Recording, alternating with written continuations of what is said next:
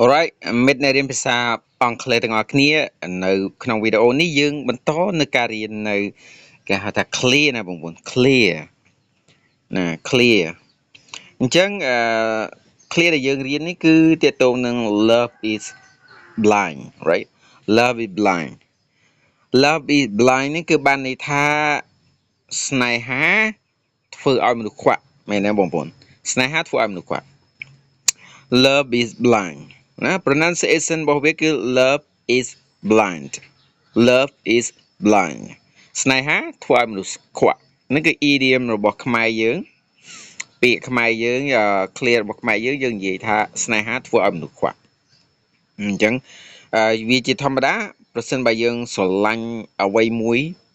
ទោះអ្នកដទៃមើលមកថាការស្រឡាញ់របស់យើងមិនល្អមិនត្រឹមត្រូវក៏ដោយប៉ុន្តែយើងស្រឡាញ់ហើយគឺយើងជំនះហើយហ្នឹងហើយបានថានៅក្នុងភាសាអង់គ្លេសគេថាស្នេហា love is blind ដែលក្នុងភាសាខ្មែរយើងនិយាយថាស្នេហាធ្វើឲ្យមនុស្សខ្វាក់អញ្ចឹងយើងបន្តសិក្សាអត្ថន័យរបស់វានៅក្នុងភាសាអង់គ្លេសហើយប្រែទៅជាភាសាខ្មែររបស់យើង right one meaning in English អត្ថន័យនៅក្នុងភាសាអង់គ្លេស love is blind means that when someone is in love they often cannot see the other person faults or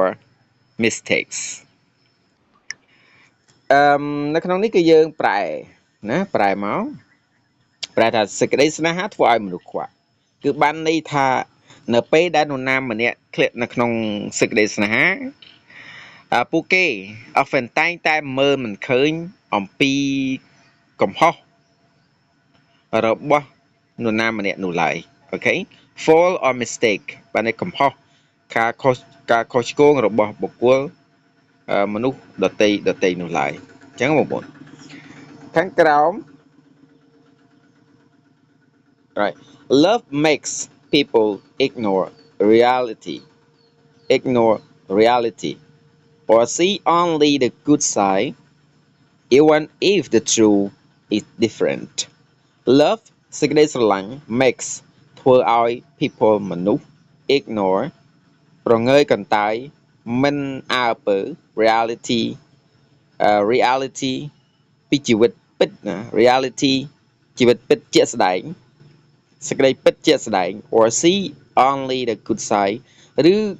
ឃើញត្រឹមតែជ្រុងល្អមួយអញ្ចឹងបង see only the good side ឃើញត្រឹមតែជ្រុងល្អមួយ even if បើទោះបីជា the true សេចក្តីពិត is different វាមិនដូច្នោះក៏ដោយ different ខុសគ្នាក៏ដោយ different ដោយឡែកពីគ្នាក៏ដោយអញ្ចឹងបងប្អូនម្ដងទៀតសេចក្តីស្នេហាធ្វើឲ្យមនុស្សignore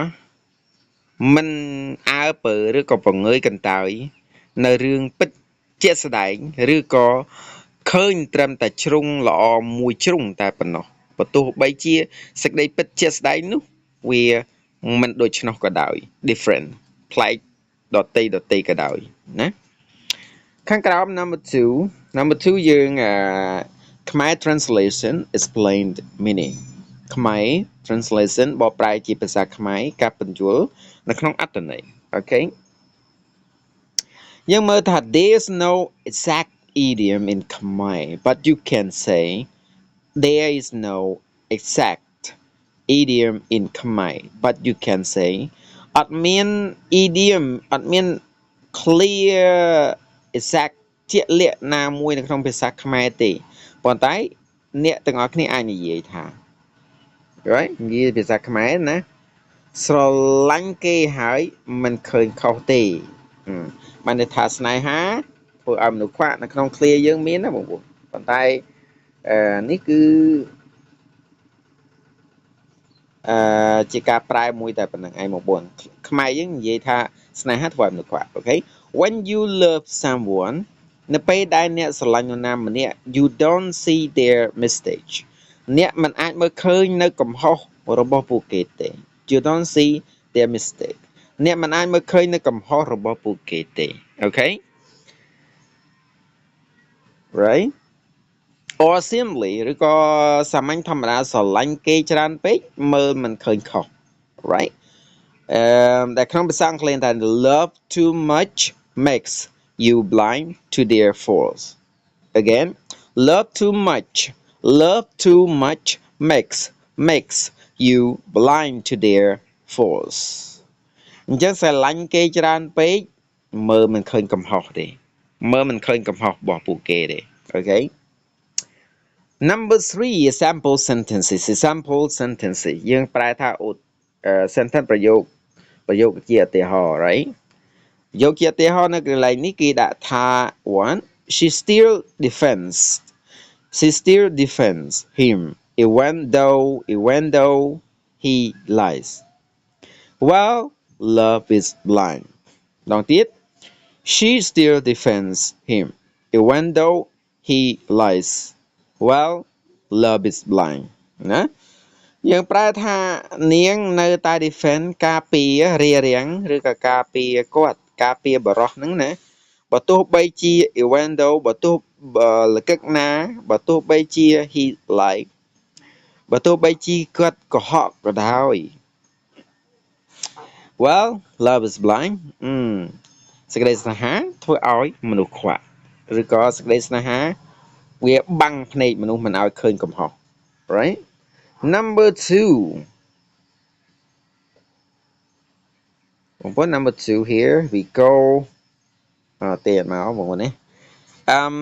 he spends all his money on her and doesn't care love is blind លេខរៀងទី2គាត់ spend នឹងចំណាយណាចំណាយ all his money លុយគាត់ទាំងអស់ហ្នឹង on her ទៅលើនាងហើយ doesn't care ហើយអត់ខ្វល់ហ្មងនឹងមិនខ្វល់អីទាំងអស់ love is blind សេចក្តីស្នេហាធ្វើឲ្យមនុស្សខ្វាក់ alright number 3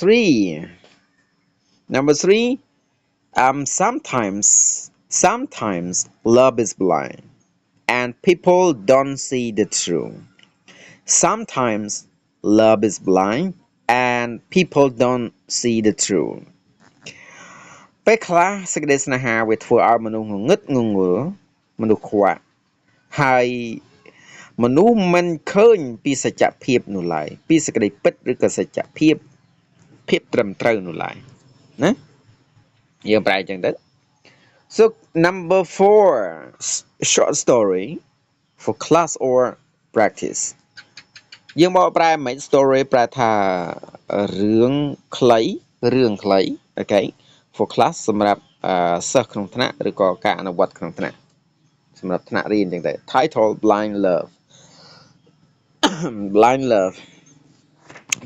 នឹងបានន័យថាស្នេហាងងឹតងងល់អញ្ចឹងទៅអូខេអញ្ចឹងយើងអាននេះមកត្រង់នេះយើងអានចប់តំណែងមួយមកណា Dara fell in love with a girl who always took his money and didn't care about his feeling. His friends said, she doesn't love you back. She doesn't love you back. Again, everybody, Dara fell in love with a girl who always took his money and didn't care about his feeling. His friends said, she doesn't love you back. យើងបកប្រែមក Dara fell in love ធ្លាក់ក្នុងអន្លង់ស្នេហ៍ជាមួយនឹងនារីម្នាក់ដែលតែងតែ always took his money យកលុយរបស់គាត់ហើយមិនខ្វល់ខ្វាយ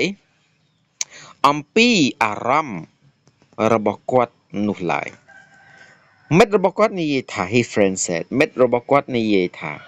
she doesn't love you back នាងមិនស្រឡាញ់អ្នកវិញទេនាងមិនស្រឡាញ់អ្នកវិញទេអូខេនាងមិនស្រឡាញ់អ្នកវិញទេអូខេមកក្រោម but Dara said no she perfect ប៉ុន្តែតារានិយាយថាទេនាងល្អណាស់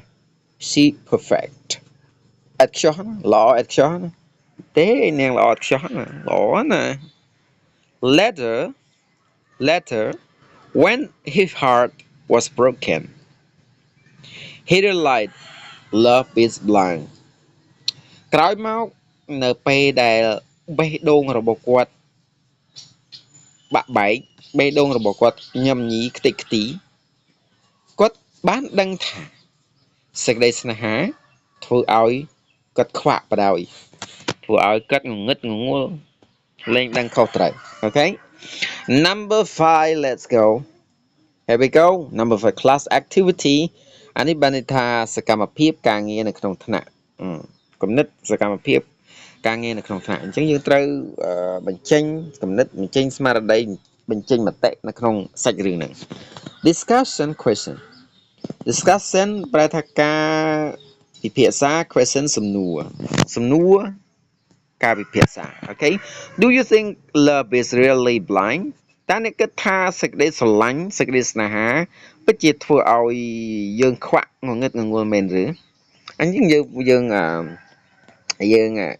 គិតមើលទៅសេចក្តីស្នេហាមិនមានន័យថាយើងមានសេចក្តីស្រឡាញ់ចំពោះតែសង្សាររបស់យើងទេតែវាជាសេចក្តីស្រឡាញ់រវាងឪពុកម្ដាយនិងកូនរវាងបងនិងប្អូននិងបងរវាងមិត្តភ័ក្តិអីហ្នឹងក៏ជាសេចក្តីស្នេហាសេចក្តីស្រឡាញ់ដែរណាអញ្ចឹងយើងគិតមើលថាតើវាអញ្ចឹងមែនអត់ Do you think love is really blind តើអ្នកគិតថាសេចក្តីស្រឡាញ់ហ្នឹងវាពិតជាងងឹតងងល់មែនឬវាអាចអញ្ចឹងដែរបងប្អូនណា Okay should we always follow our heart អញ្ចឹង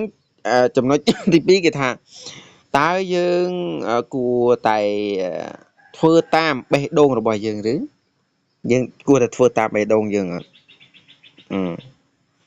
យើងគួរអត់គួរខ្លះមិនគួរខ្លះមិនអញ្ចឹងបងប្អូន right sample student answer អានេះ sample នេះធម្មតាសាមញ្ញ answer ចម្លើយ student ទៅប្រែថាសិស្សឬក៏និស្សិតយ៉ាងដែរអូខេ yes sometimes we ignore the truth when we love too much អញ្ចឹងយើងមើលពាក្យមួយ yes បាទ sometimes ពេលខ្លះ we យើង ignore ប្រងើយកន្តើយមិនអើពើអូខេ ignore មិនអើពើអញ្ចឹងណា the true សេចក្តីពិតរឿងពិត when នៅពេលដែល we យើង love ស្រឡាញ់ too ខ្លាំង much ច្រើនអញ្ចឹងណាស្រឡាញ់ខ្លាំងស្រឡាញ់ច្រើនអញ្ចឹងដែរអញ្ចឹងយើងប្រែទាំងអស់មក yes បាទ